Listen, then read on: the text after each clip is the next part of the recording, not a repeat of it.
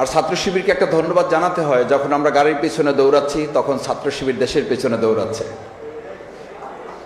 আমার পিছনে দৌড়ানো বন্ধ করতে হবে। আমাদের গাড়ির পিছনে দৌড়িয়ে লাভ হবে না, আমাদের দেশের পেছনে ছুটতে হবে। আমার জানা নেই কোনো ছাত্র সংগঠন এরকম আয়োজন বাজেটকে সামনে রেখে তরুণদেরকে অ্যাড্রেস করে আর কেউ করছে কিনা। করে থাকলে ভালো, কিংবা না করলে করার সুযোগ আছে, করা উচিত। আমি বলছি না ছাত্র শিবিরই করে শেষ হয়ে যাক, করা উচিত। আমাদের গাড়ির পিছনে যত দৌড়ানো দরকার তার চেয়ে আমাদের দেশের পিছনে, সূচকের পিছনে। আপনি দেখবেন এখানে প্রবন্ধকার বাংলাদেশ, ভিয়েতনাম, থাইল্যান্ড, দক্ষিণ কোরিয়া, ভারত সূচকগুলো দিয়েছে। আল্লাহর খাস মেহরবানি, আমি দেখার চেষ্টা করেছি ম্যাক্সিমাম সূচকগুলোতে আমরা পিছনে পড়ে আছি। কারণ আমরা তো দৌড়ে দেশে না, আমরা তো দৌড় গাড়ির পিছনে। এবং এটা যে শুধু 2026-এ দৌড়ানো হচ্ছে তা না, এরকম দৌড়িয়ে আমাদের বহু ছেলেদেরকে গাড়ির নিচে পড়ে মারাও যেতে হয়েছে। এই গাড়ির নিচে পড়ে মারা যাওয়ার কারণে জুলাইয়ে যারা গুলিতে মারা গেছে তাদেরকে আমরা এখন ভুলতে বসেছি। কেন ভুলতে বসেছি জানেন?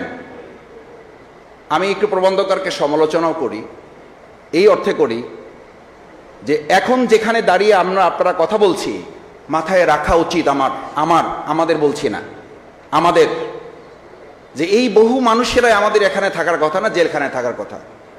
যাদের জন্য আজকে এই আলোচনা করার সুযোগ পাচ্ছি, এই বাজেট নিয়ে কথা বলতে পারছি, সংসদে যেতে পারছি, তাদের নিয়ে কিন্তু এখানে তরুণরাই তো জীবন দিয়েছে। শিক্ষার্থীদের উপরে ভিত্তি করে এই আন্দোলনটা একটা পর্যায়ে গিয়েছে। এটা নিয়ে কেউ কথা বলেন, কেউ রান করেছেন, কেউ 300 রান একসাথে করে ফেলে দিয়েছেন, নানান কথা রয়েছে। যত কথাই থাকুক, একটা কথা তো আপনারা চোখের পানি ফেলতে গাড়িতে বসে বসে স্বীকার করেছেন, আহারে এই তরুণ বাচ্চাদের রক্তের উপরে ভিত্তি করে আমরা আজ মুক্ত হতে পেরেছি। তো মুক্ত হতে পেরেছি, তাদের কথা কোথায়? আমি প্রথমেই বলতে চাই, জুলাই আন্দোলনে যে সমস্ত তরুণ শহীদ পরিবারদেরকে রক্তের এবং গুলির মুখে দাঁড়াতে হয়েছে, তাদের কথা অবশ্যই বাজেটে সম্পৃক্ত করে তাদেরকে অগ্রাধিকার ভিত্তিতে রাখতে হবে।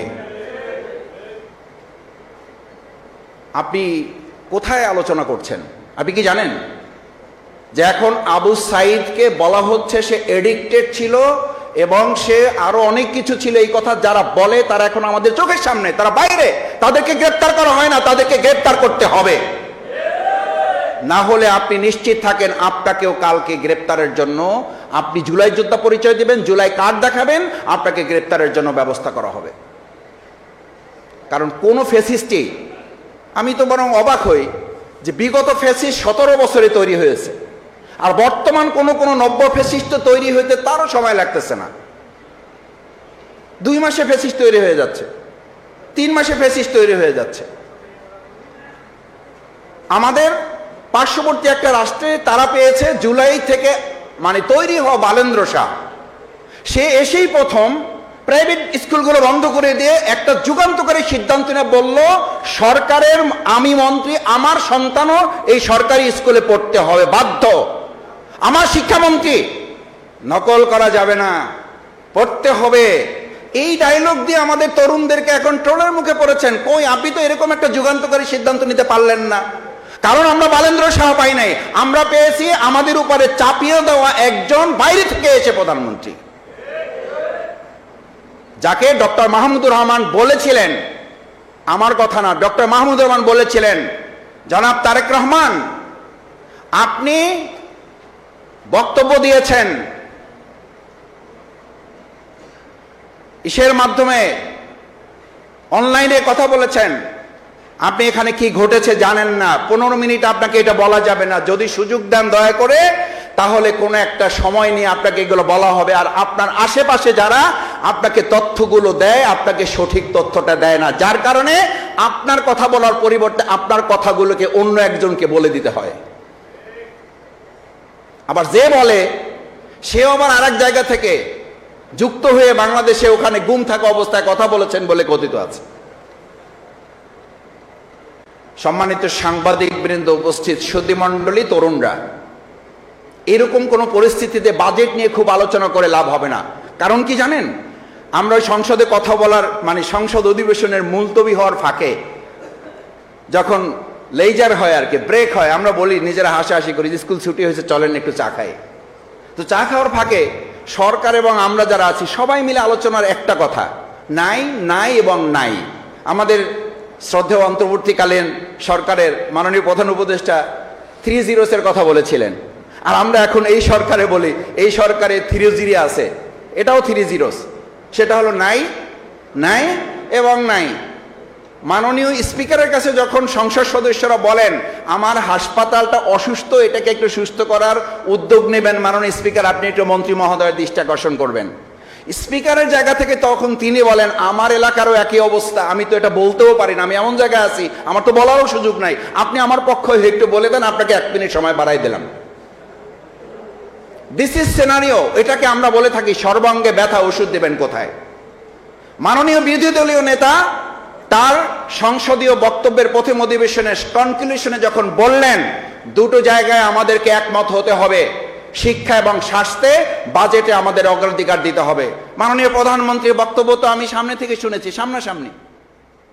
আমি ছোট মানুষ, সৌভাগ্য যে একেবারে বলা যায় ফেস টু ফেস বসার সুযোগ আর কি, যদিও এক বেঞ্চ পড়ে, কিন্তু ফেস টু ফেস বসার সুযোগ এবং কথা বলার স্কোপ আছে, মানে কথা শোনার একদম আই কন্ট্যাক্টে কথা শোনার সুযোগ আছে। আমি তো শুনেছি উনি বলেছেন যে মাননীয় বিরোধী দলীয় নেতা আমির জামাত ডাক্তার শফিকুর রহমান যে শিক্ষা এবং স্বাস্থ্যের অগ্রাধিকারের ব্যাপারে বলেছেন, এটার ব্যাপারে একমত। কিন্তু আমরা তো এখন পর্যন্ত যা প্রস্তাবের আলোচনা দেখছি 9 লক্ষ কোটি টাকার বাজেটের মধ্যে স্বাস্থ্য এবং শিক্ষাকে রাখা হয়েছে 3য় এবং 4র্থ ধাপে রেখেছেন, ভালো কথা। তাও তো কত 1.1 কি আগাইছি আমরা, তাহলে আমরা কি অগ্রাধিকার দিতে পারলাম? নিশ্চয়ই আমাদের অবকাঠামো, আমাদের পরিবহন সেক্টরকে আপনারা 2.25-এ রেখেছেন, ভালো কথা। সামাজিক নিরাপত্তার ক্ষেত্রে আপনারা 1.62-তে রেখেছেন, ভালো কথা। কিন্তু আমরা আমাদের শিক্ষায় যেটাকে আমরা একমত হলাম সংসদে আলোচনা করে, বিরোধী দলীয় নেতা এবং আপনি সরকার দলীয় নেতা আপনারা একমত হলেন একরকম আলোচনার ভিত্তিতে যে হ্যাঁ ইয়েস এটা আমরা একমত। বিরোধী দলীয় নেতা ডাক্তার শফিকুর রহমান যে প্রসঙ্গ টেনেছেন এটার ব্যাপারে আমাদের একমত হইতে হবে যে স্বাস্থ্য এবং শিক্ষা খাতে আমাদের অগ্রাধিকার দেবে, সেটা তো আমরা লক্ষ্য করছি না। 9 লক্ষ কোটি টাকার বাজেট, 9 লক্ষ কোটি টাকার বাজেট কি আনবেন আপনি? আমার তো বিগত 2009 থেকে 2024 সাল পর্যন্ত 28 লক্ষ কোটি টাকা বাইরে পড়ে আছে পাচার হয়ে। আমাদের নেতাদেরকে, সেই সময়ের ফ্যাসিস্টদেরকে এখন আমরা দেশে ফিরে নিয়ে আসতে পারতেছি, জেলখানা থেকে তারা বের হয়ে যাচ্ছে এবং ভালো আওয়ামী লীগ থেকে তাদেরকে ফ্রেশ করা হচ্ছে। কিন্তু এই 28 লক্ষ কোটি টাকা যেটা এখনকার সর্বোচ্চ বাজেটের 3 গুণ, সেই 28 লক্ষ কোটি টাকা ফিরিয়ে আনার কি উদ্যোগ সরকার নিয়েছে সেটা এখনকার সমাজ জানতে চায়, এই তরুণ প্রজন্ম জানতে চায়। আপনি 9 লক্ষ কোটি টাকার উপরে যে বাজেট নির্ধারণ করেছেন, 28 লক্ষ কোটি টাকা তো আমার দেশ থেকে বাইরে পাচার হয়ে আছে। সংসদে তো আমরা জানতে চেয়েছিলাম এই পাচার রোধে কি ব্যবস্থা নিয়েছেন। পাচার রোধে ব্যবস্থা নাই, পাচারকারীর সবচেয়ে বড় দোষর এস আলম, তাকে ফিরিয়ে নিয়ে এসে এবং তাকে এখন ব্যাংকে বসানোর জন্য সমস্ত প্রক্রিয়ার সাথে সরকার জড়িত থাকছে। This is very unfortunate. কারণ আমরা বালেন্দ্র শাহ পাই নাই, আমাদের এই গণ অভ্যুত্থান থেকে তৈরি হওয়া নেতাদেরকে আমরা বসাতে পারি নাই। সুতরাং খুব বেশি আশা করে লাভ হবে না। কেন লাভ হবে না এটা আমার কথা না, এটা ওনাদেরই কথা। আমাদের শিক্ষায় আমরা তো শেষ হয়ে গেছি। শেষ হয়ে গেছি কেন? শেষ হয়ে গেছি এই অর্থে, আমার এক শিক্ষক ছিলেন, উনি বলতেন, পিএইচডি সুপারভাইজার ছিলেন, তো বলতেন আমাদের শিক্ষা সম্পর্কে যদি ধারণা নিতে চাও তাহলে এই ছোট 3টা লাইনেই যথেষ্ট। আমি বললাম এটা কি লাইন না গল্প? বলছি এটা অনুগল্প। শিক্ষক রাত্রিবেলা প্রাইভেট পড়াচ্ছে, ছাত্রকে বলছে বাইরে গিয়ে দেখো যে এখন কি অবস্থা, রাত না দিন। তো সে বাইরে গিয়ে ছাত্রের অবস্থা বুঝেন আর কি, বাইরে গিয়ে বলছে যে স্যার বাইরে এত অন্ধকার, রাত না দিন কিছুই বোঝা যাচ্ছে না। শিক্ষক আবার ওই মাপের, আলোচনার জন্য বলছি, শিক্ষক আবার ওই মাপের। শিক্ষক বলতেছে বোকা নাকি, একটা হেরিকেন নিয়ে তো যাইতে পারতা তুমি, হেরিকেন নিয়ে নেকে গেলে তাহলে দেখে বোঝা যাবে এটা রাত না দিন। আর ছাত্র বলতেছে এত অন্ধকার, রাত না দিন কিছুই বোঝা যাচ্ছে না। আপনি আমাদের শিক্ষা বাজেটে কোন প্রসঙ্গে আলোচনা করবেন? আমাদেরকে সন্তানদেরকে ড্রেস, জুতা, ব্যাগ দেওয়া হচ্ছে। আমি ছোট সময় আর একটা গল্পের কথা বলি। আমাদের শিক্ষক বলছিলেন রুটি নেবা না চাবি নেবা? তা আমরা বলছিলাম তো আমাদের রুটি দরকার, ক্ষুধা আছে, আমাদের তো ক্ষুধা, আমাদের রুটি দরকার, তা আমরা তো রুটি চাই। বলছি যে না রুটি না, চাবি নিতে হবে। বললাম চাবি দিয়ে কি করবেন? বলছে চাবিটা পেলে পুরো রুটির দোকানটা পেয়ে যাবা। আমি ওটা তো সময় সাপেক্ষ ব্যাপার, পরিশ্রমের ব্যাপার, চাবি নিতে হবে, তালা খুলতে হবে, পাওয়া যাবে যাবে না। আমরা বাংলাদেশের মানুষ নগদে বিশ্বাসী, নগদ যা পাওয়া হাত পেতে নাও, রুটি পেয়েছি ওইটা নিয়ে চলে গেলাম।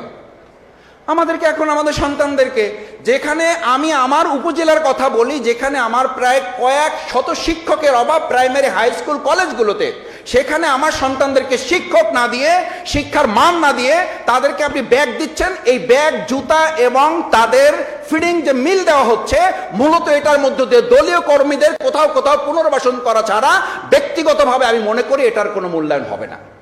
কেন হবে না জানেন? ওই আলোচনা সংসদের সুযোগ থাকলে করব। ওখানে তো স্পিকার তাও মানে কিছু সময় দেয়, এখানে স্পিকার অলরেডি স্লিপ দিয়ে দিচ্ছে, শেষ করতে হবে। সেই জন্য আমাদের এই ফিডিং মিল, আমাদের মিড ডে মিল, আমাদের স্কুল ড্রেস, এগুলো দরকার আছে, আমি বলছি না, কিন্তু এগুলোকে যদি আপনি বাস্তবায়ন করতে চান তাহলে আপনার তো ঘোস্ট স্টুডেন্ট। এটার জন্য কি হচ্ছে, আমি স্কুলে কিছু মানে জনপ্রতিনিধি হিসাবে না, সেবক হিসেবে যাওয়ার সুযোগ হয়েছে। গিয়ে আমি দেখলাম যে ঘোস্ট স্টুডেন্ট, তাদের কি দেখানো হয়েছে, মানে কাল্পনিক শিক্ষার্থী তৈরি করা হচ্ছে। ওই যে রুটি পাওয়ার জন্য, কলা পাওয়ার জন্য, ব্যাগ পাওয়ার জন্য এখনই শুরু হয়ে গেছে। এরপরে আপনি সেখানে কি আমাদের পক্ষ থেকে আমরা সেই জায়গায় ডিসেবিলিটি ইনক্লুশন, আমাদের প্রতিবন্ধী যাদেরকে অন্তর্ভুক্ত করার কথা, তাদেরকে আমরা করতে পারছি আমাদের শিক্ষা বাজেটে? সেই বাজেটে কতখানি তাদেরকে অগ্রাধিকার দেওয়া হচ্ছে? এরপর যদি আমরা আলোচনা করি লার্নিং আউটকামটা কি, আমাদের শিক্ষা বাজেটে যেটা নির্ধারণ করা হয়েছে, লার্নিং আউটকামটা আমাদের বলা হয়ে থাকে যে আমরা 73 ফেরকার মধ্যে আছি। হাদিসে বলা আছে, আমি হাদিসটাকে এই জন্য সামনে রাখছি, যে আকীদায় তো আমরা 73 ফেরকার মধ্যে আছি, এক ফেরকা বাদ দিয়ে, বাকি 72 ফেরকা বাদ দিয়ে এক ফেরকা জান্নাতে যাবে। আর আমাদের জাতিগত বিভেদ আপনি দূর করবেন কিভাবে? আমাদেরকে তো কাকড়া জাতিকে পরিণত করে রাখা হয়েছে। মাওলানা দেলোয়ার হোসেন সাঈদী রাহিমাহুল্লাহ বলতেন, আমরা কাকড়া জাতি থেকে কখনো ইলিশে জাতিতে পরিণত হতে পারলাম না। কাকড়া জাতি কেন? আমাদের শিক্ষা ব্যবস্থাকে 13টা ধারায় রূপান্তরিত করে রাখা হয়েছে। 13টা ধারা, এই 13 ধারাকে এক ধারায় কখন নিয়ে আসবেন? এটা নিয়ে আসতে সরকার বলবে আমাদের সময় শেষ, আর একবার ভোট দেন আমাদেরকে। এই আর একবার ভোট দেওয়ার জন্য প্রস্তুতি নেন, তারপর বাজেট নিয়ে আলোচনা করেন। কারণ এই 13 ধারাকে আপনি এক ধারায় কবে নিয়ে আসতে পারবেন? না নিয়ে আসা পর্যন্ত লার্নিং আউটকামে আপনি যেতে পারবেন না। টিচার কোয়ালিটির ব্যাপারে পরিষ্কার বক্তব্য আছে। সর্ষে যদি ক্ষেত খায় তাহলে ক্ষেত রক্ষা করবে কে? এই ক্ষেত রক্ষা করার কেউ নাই। সর্ষে তো ক্ষেত খাচ্ছে, ক্ষেত তো আমাদের শস্য রক্ষা করতে পারছে না। সেই জায়গাটা আমরা ট্রান্সপারেন্ট প্রকিউরমেন্ট যে জায়গাটা আমরা বলি, স্বচ্ছ ক্রয় ক্ষমতা আমাদের নাই। সেই ক্রয় ক্ষমতা না থাকার কারণে আপনি যদি এখন প্রযুক্তিগত শিক্ষার কথা বলেন, তাহলে আমাদের সব জায়গায় দেখবেন ভ্যাট কমানো হবে। আমরা হয়তো জানি না, আমাদের মোবাইল, ট্যাব, ল্যাপটপ, এই যে মানে যে প্রযুক্তিগুলো আছে, এই প্রযুক্তিগুলোতে আমরা ভ্যাট কমাতে পারবো না। যদি ভ্যাট কমাতে পারেন তাহলে ভালো, গুড। সেই জায়গাটা আমাদেরকে দেখতে হবে। আমাদের সন্তানরা যেন সেখানে ভূমিকা রাখতে পারে, আমাদের তরুণরা যেন সেখানে কথা বলতে পারে, তরুণরা যেন সেখানে দক্ষতা অর্জন করতে পারে। মাস্টার্স পাস করার পরে 5000 চাকরির জন্য ঘুরবে কেন? এখন শেষ কথা, উদ্যোক্তা তৈরি করা, ইসলামী মূল্যবোধে উদ্যোক্তা তৈরি করা। উদ্যোক্তা তৈরি কি? A man with career without character is more dangerous then a lion. আমাদের তরুণদের সাথে যদি তাদের প্রযুক্তির পাশাপাশি যদি তাদের মূল্যবোধকে অ্যাটাচ করা না যায়, কি হচ্ছে আজকে? অবাক হওয়ার কোনো কারণ নাই। ইতিমধ্যে 2024-25-এ এটা মানে বাস্তবায়ন করা হয়েছে। স্টুডেন্টদেরকে ডোপ টেস্টের মধ্যে আওতাধীন করা হয়েছে। ভর্তি পরীক্ষায় ডোপ টেস্ট নেওয়া হচ্ছে, এবং শুধু ডোপ টেস্ট নেওয়া হয় নাই, আশার দিক আছে। আশার দিক শুনবেন, আশার দিক হচ্ছে সেখানে 3 জন শনাক্ত হয়েছে। আরো আশার দিক শুনবেন, সেই 3 জনের মধ্যে একজন ছাত্রীও আছে। আরো আশার দিক শুনবেন, আহসানিয়া মিশন যেখানে মাদক নিরাময় কেন্দ্র, সেখানে 432 জন ভর্তি।